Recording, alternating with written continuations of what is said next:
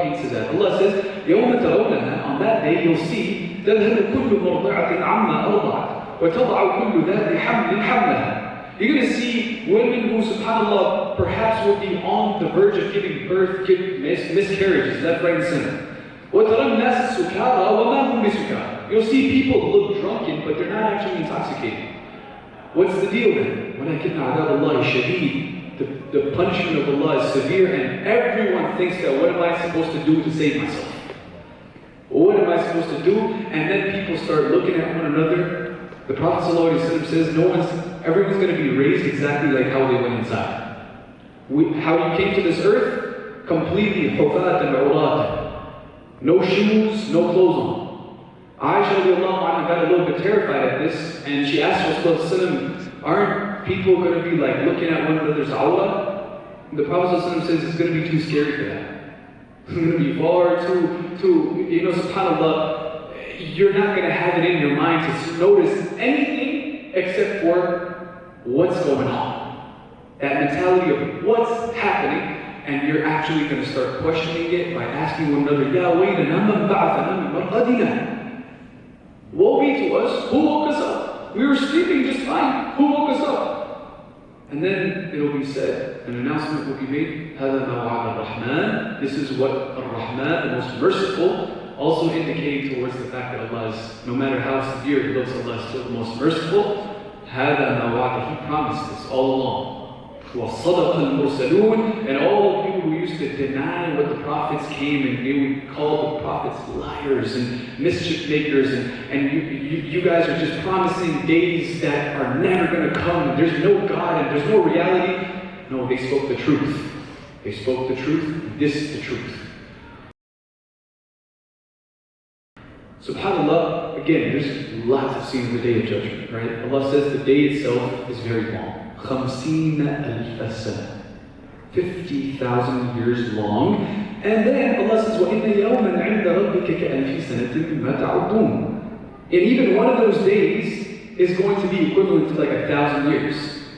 And that too in Arabic is an exaggeration term. Right? Meaning, when we say in English a gazillion years, what does that even mean? Or we say, like, I told you 1,000,000 times. You don't mean exactly 1,000,000 times, you just mean it's a lot. And Allah subhanahu wa ta'ala understands that our brain is not designed to comprehend infinity. Right? We're finite beings, and our brain only goes to finite extents and lengths. So for us to just be able to grasp the concept of never ending, Allah is saying, picture 1,000 years, one day, and then 50,000 of those years. It's probably even longer, but that's just to give you an idea of what it's like. That's how long it is, so obviously we're not going to cover that within an hour that we have tonight. So I'm going to talk about a few of the major incidents that are going to happen, that we should kind of keep in our mind, so that inshallah we can start preparing accordingly. Number one, yu'ta bil maut. The thing that we were talking about all along, death, right? The journey of the soul, dying. Maut, death. It will actually be brought in a tangible form. The Prophet says, كَالْكَبْشِ الْأَمْلَحِ. Like, you know the Udhiyah rams that you slaughter on the day of Adha? Maut will be given the form of a ram just like that. فَيُوضَعُ بَيْنَ الْجَنَّةِ وَالنَّارِ. And death will actually be brought on a high platform, and it will be placed between Jannah and Jahannam. And all the people who are supposed to be going to Jannah will know that they'll be going to Jannah. All the people who know they're going to be going to Jahannam will know that they're going to Jahannam. And as they're all watching, فَيُفْتَحْ. Death will be given death. That ram that represents symbolically death will be slaughtered. وَهُمْ يَنْظُرُونَ. And they'll all be watching this. And the Prophet ﷺ comments, he says, وَلَوْ أَنَّ أَحَدًا مَاتَ فَرَحًا لَمَاتَ أَهْلُ الْجَنَّةِ. In that instant, if anyone could possibly die out of happiness, out of extreme joy, like just pass away because of how happy they are, the people of Jannah would just die out of happiness, knowing that, like, wow, this is ours forever. But now, subhanAllah, there's no more dying. And then he says the opposite is true also. If anyone could die out of just extreme stress and anxiety, that anxiety just claims your life, It's the people of Jahannam, but Jahannam may Allah save us to protect us. He says, Allah says, يَأْتِيهِ الْمَوْتُ مِنْ كُلِّ مَكَانٍ وَمَا هُوَ بِمَيِّتٍ. Death is now going to come to you from every direction, but there's no more dying. Because now death was slaughtered. Right? So that's why, again, it's really essential for us to understand that the day of judgment starts with everyone understanding that we're here to stay. There's no more running away from this. There's no more creating your own ideas and then relying on it. And no, al-haqq al-mubin has come. The truth, the clear, manifest truth has manifested itself. So I guess, inshallah, if we're starting off the discussion of how Judgment Day starts, this is the scene that pops to my head. Right? Amongst the various things that are going to happen, so many different things are going to happen. And subhanAllah, even for the Day of Judgment to start, a little scene that I skipped, this is something that we all are probably familiar with. We're all going to actually say to Allah, or say to one another, this is really stressful. I don't care where I go. I just want this thing to start. I just want this thing to start already. So what's going to be the case? People are going to be well, who do we go to start this? So we'll be okay, well, what does a child do when it has nowhere to run? And its first source of comfort and safety should be its dad. So we're all where's dad? Adam alayhi salam. Baba, where's Baba? There's Adam alayhi salam. He's going to start it. We all run to Baba, and he says, well, no, I can't. I ate from that tree. I have no face to show them. Imagine Adam alayhi salatu wasalam, the one whose repentance was beautifully described in the Qur'an, is accepted. He's going to be too scared to say, Allah, please start this, because he's I ate from that tree. Then we'll be okay, well, what about your suggestions? Do you have any suggestions? Yeah, go to Nuh. He served Allah for 950 years, maybe Allah might listen to him. Nuh alayhi salatu wasalam was nah, I asked you guys to be destroyed. Can't. I don't have it in me. Go to Ibrahim. Khalilullah, he's the friend of Allah. Maybe Allah listen to him. Khalilullah himself, the friend of Allah, will say, I had to lie 3 times. It wasn't technically even lies. Remember the lies that he's the big idol did it? Right? Then he's calling that a lie. Or inni saqim, I'm sick, meaning I'm sick of your idols. He's calling that a lie. Meaning, even those little things that you did are going to come back to you on the Day of Judgment. And he's going to say, I don't have it in me to do it. Go make Musa alayhi salatu wasalam. Musa, he talks to Allah, let him talk to him now. You know what I'm saying? Kareemullah. Kareemullah is going to say, I killed him, man. I know I was forgiven, but nah, can't do it. Go to Ruhullah, the Spirit of Allah. Isa alayhi salatu wasalam. Isa alayhi salatu wasalam. People worship me besides Allah. What face do I have to show them? Go to Habibullah. Muhammad sallallahu alayhi wa sallam, and this is his job, to get the Day of Judgment started.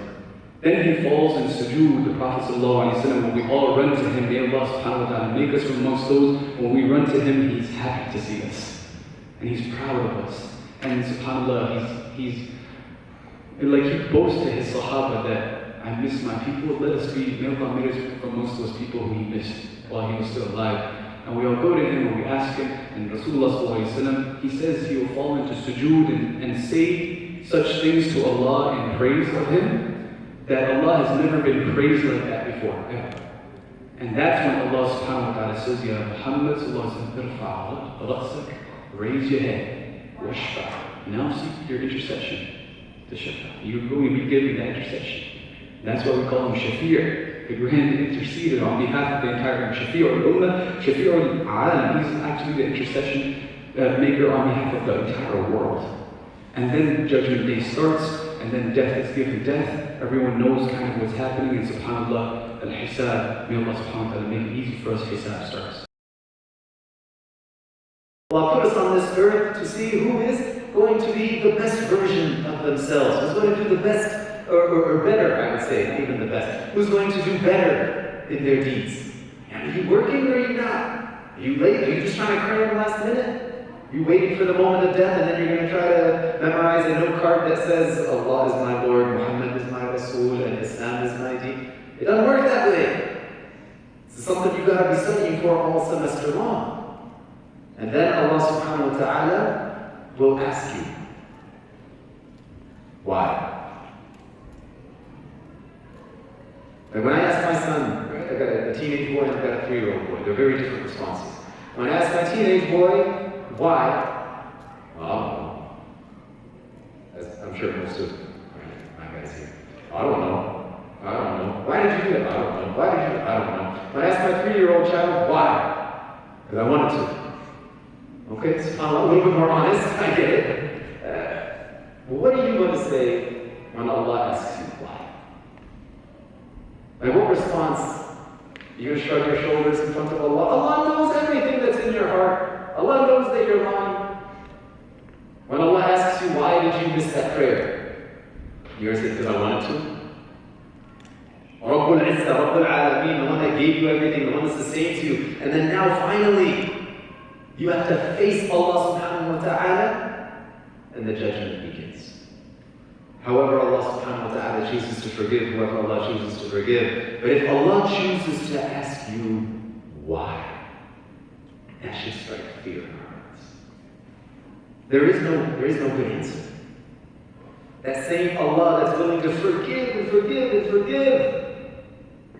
If Allah asks you why, what are you going to say? When Allah subhanahu wa ta'ala created heaven and hell, He sent Jibreel. Though Allah subhanahu wa ta'ala knows that this hadith is enumerated for us by our Prophet sallallahu alayhi wa sallam, and He sent Jibreel alayhi salam to go and investigate. He said, Jibreel, go take a look. Tell me what you see. So Jibreel went to hell, he looked around, he saw what was going on. He went to paradise, he looked around, he saw what was going on, and then he came back. And Allah subhanahu wa ta'ala said, Jibreel, what did you find? He said, Ya Allah, hellfire it's terrifying. I find it incomprehensible that anybody would ever go there. If they know what I know, like, there's no way they would go. He said, well, what do you think about Jannah? He said, Ya Allah, this is amazing. This is, like, if anybody even knew what was here, everybody would go there.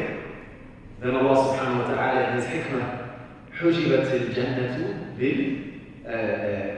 بالشهوات وحجبت النار بالمكاره. That Allah subhanahu wa ta'ala surrounded hellfire with those things that are distasteful. And He surrounded paradise with those things that are, the other way around. That Allah subhanahu wa ta'ala surrounded paradise with those things that are detestable. And He surrounded Jahannam with those things that are loving and those things that you really want. So then He said, Jibreel, go take another look. He said, Ya Allah, if the people knew what was inside, they would avoid it. Allah, I'm afraid, Ya Allah, that they're going to go towards their desires. And an individual who follows his desires, we find, what is there?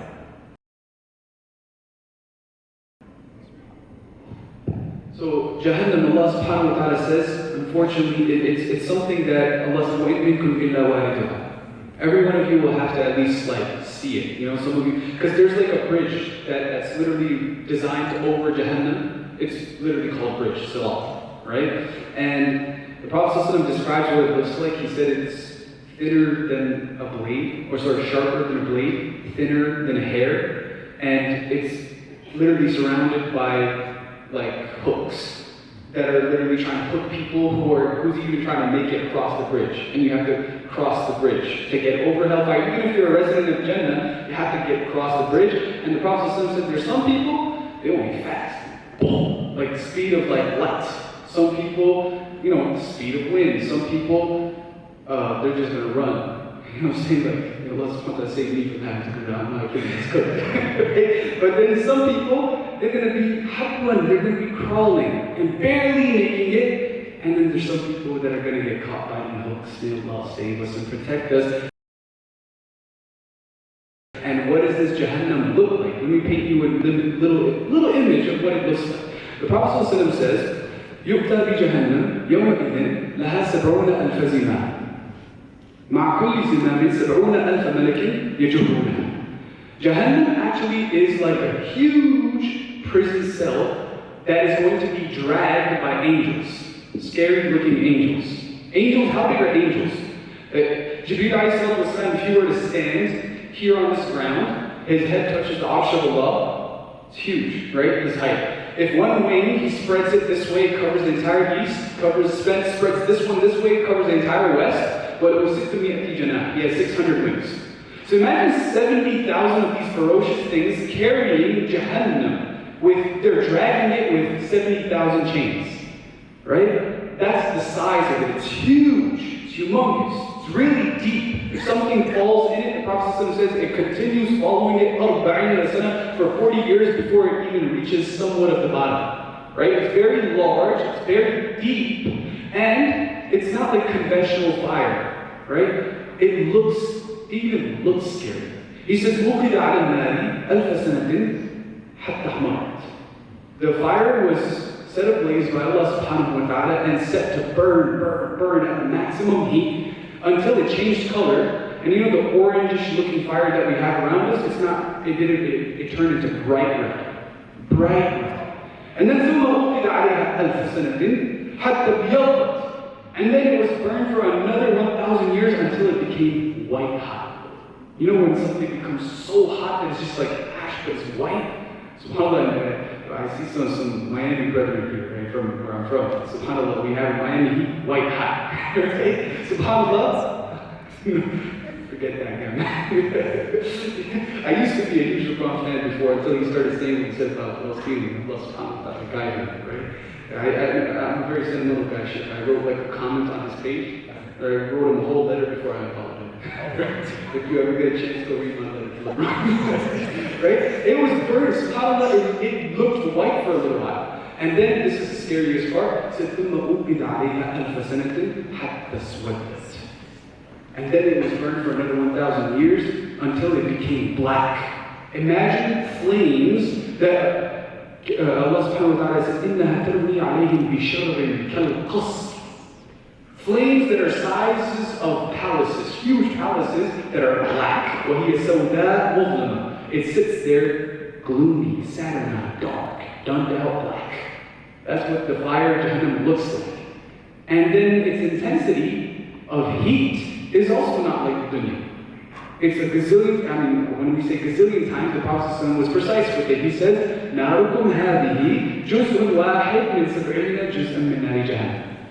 That this fire that you mess around with here in this world, your matches, your barbecues, your stove, forget that. You know, subhanAllah, you put the plate in the microwave for a little too long, and then you take it out and you can't even hold that. He says, what you mess with here in this dunya, this fire, is 1/70th of the intensity of the heat of that fire. Firstly, let's start with a little dua. Everyone repeat after me. Allahumma inni as'aluka al-jannah. Allahumma inni as'aluka al-jannah. Allahumma inni as'aluka al-jannah. Now Jannah is asking for all of you. The Prophet says, because these entities, Jannah and Jahannam, are live beings. Right? They actually have feelings, they actually have thoughts, they actually have wants, they actually have desires. Right? One last thing about Jahannam before we close, just to give you a personality trait of Jahannam, because they have a personality. Right? Allah actually talks to Jahannam, and He tells us in Surah Qaf that He does. He says, يَوْمَ نَقُولُ لِجَهَنَّمْ. On that day we will actually ask Jahannam a question. We will say, Jahannam, after we filled it up to the brim, we will say, O Jahannam, هَلْ امْتَلَأْتِ? You full yet?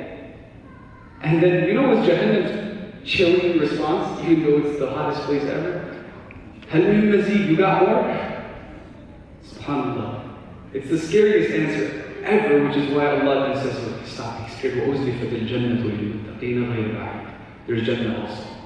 And Jannah is also, every single day, it asks Allah. Allah subhanahu wa ta'ala looks to Jannah and says, O my Jannah, طيبي لأهلك. Beautify yourself for your inheritance. Every day it's beautifying itself. Every day it's beautifying itself. And then it tells Allah, Ya Allah, like now, my fruit is ripe, and my trees are plentiful. And please, send me my people. Send me my people. So may Allah subhanahu wa ta'ala make us from amongst the people of Jannat al-Firdaus.